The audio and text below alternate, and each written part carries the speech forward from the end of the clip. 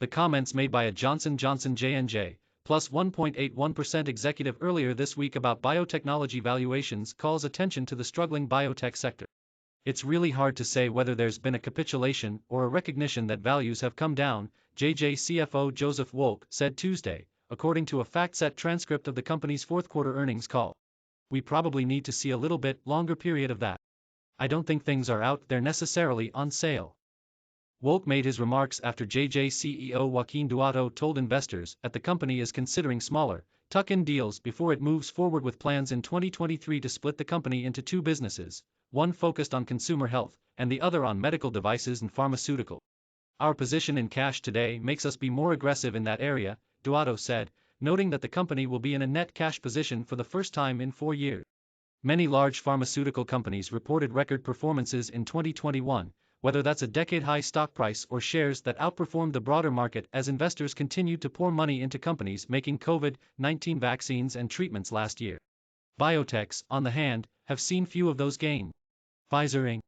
PFE, plus 2.28%, which makes a COVID-19 vaccine with BioNTech SE minus 0.53%, and an COVID-19 antiviral, Paxlovid, saw its stock soar 45.1% over the past year, while Regeneron Pharmaceuticals Inc.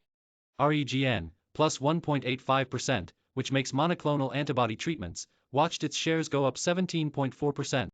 JJ's stock hit a 10-year high of $179.47 on August 17. The NYSE Arca Pharmaceutical Index DRG, plus 1.71%, is up 7% over the past year.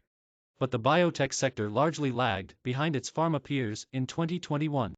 Over the past year, the iShares Biotechnology ETF IBB, plus 1.04% declined 23.3%, the Nasdaq Biotechnology Index NBI, plus 1.10% fell 20.4%, and the SPDR SP Biotech ETF XBI, plus 1% tumbled 41.9%.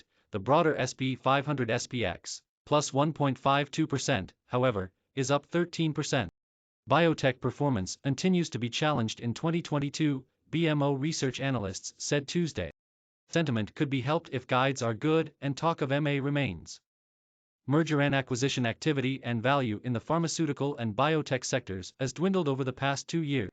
There were 69 deals worth $128 billion in 2020 and 90 deals worth $108 billion in 2021, according to EY. That's significantly down from 2019, which had 70 deals worth $261 billion. That said, Wall Street still sees money-making potential in some of the hundreds of publicly traded biotech companies. Biotechs that are in the clinic versus preclinical, deeper in the clinic versus earlier in the clinic, or have validated strategies/science versus making bets where pathology is less understood could all potentially be 2022 beneficiaries of Biotech's 2021 underperformance, Mizuho Securities analyst Salim Syed told investors in a January 19 note.